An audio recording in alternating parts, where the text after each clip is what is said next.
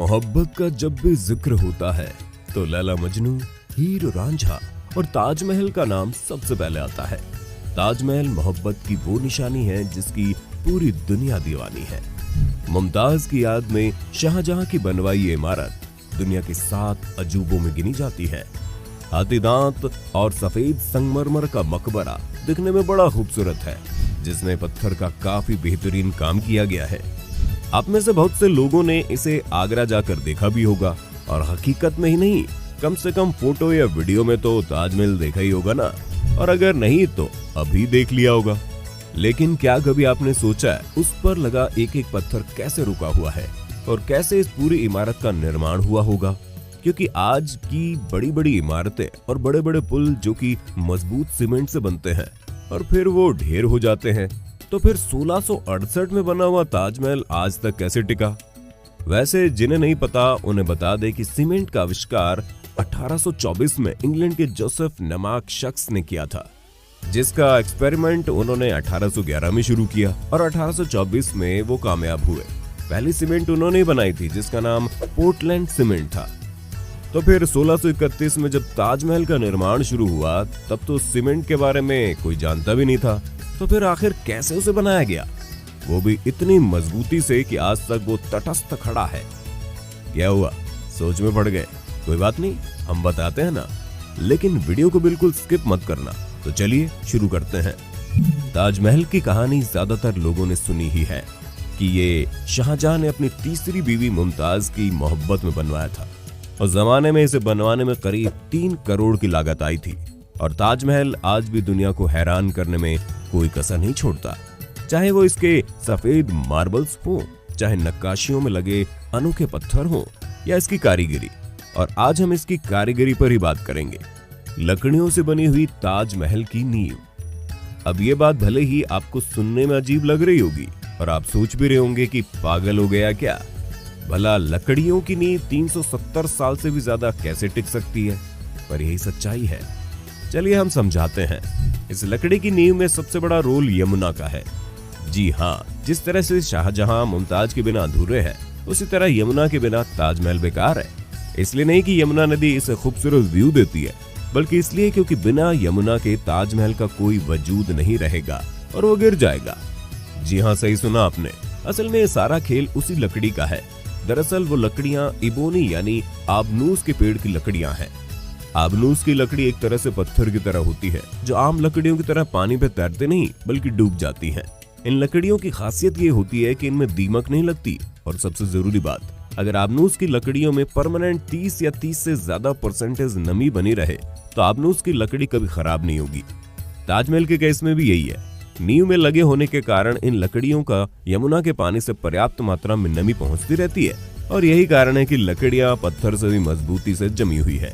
और इसलिए ही ताजमहल अभी तक टिका हुआ है, क्योंकि उसके किनारे यमुना नदी है। लेकिन यमुना जिस तरह से सूख रही है उसने आर्कियोलॉजिस्ट की चिंता बढ़ा दी है। उनका मानना है कि जिस दिन यमुना का पानी ज्यादा कम हो जाएगा उस दिन लकड़ियों में नमी का स्तर 30% से कम हो जाएगा और ताजमहल गिर जाएगा। तो अब आप समझ ही गए होंगे कि नींव में जब पत्थर ही नहीं है तो फिर सीमेंट की जरूरत ही नहीं है। लेकिन अब सोचने वाली बात यह है कि नींव के ऊपर तो सारा पत्थर ही है, तो फिर उसका क्या?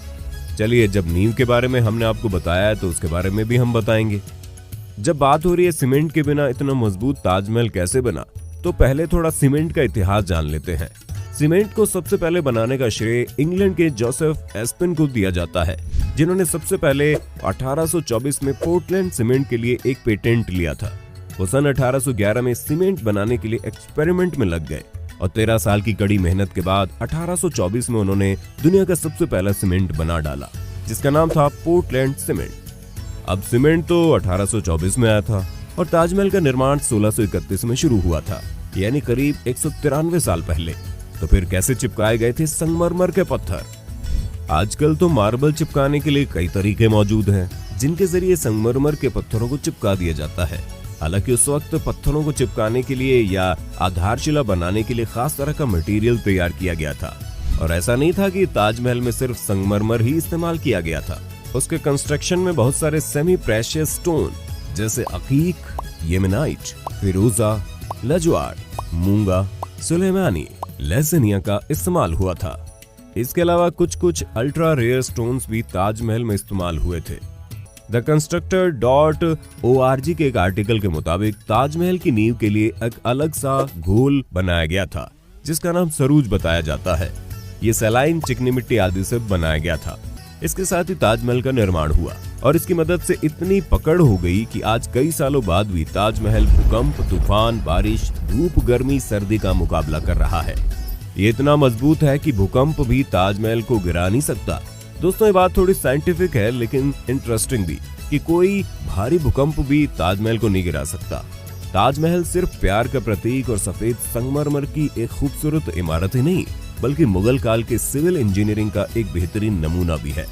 अगर आपने ताजमहल को गौर से देखा होगा तो एक बात आपने नोटिस की होगी कि मेन बिल्डिंग के चारों तरफ बने हुए चारों मीनार आपस में परफेक्टली परपेंडिकुलर नहीं है, जिसका मतलब ये है कि वो स्ट्रेट नहीं खड़ी है और ऐसा जानबूझकर किया गया था।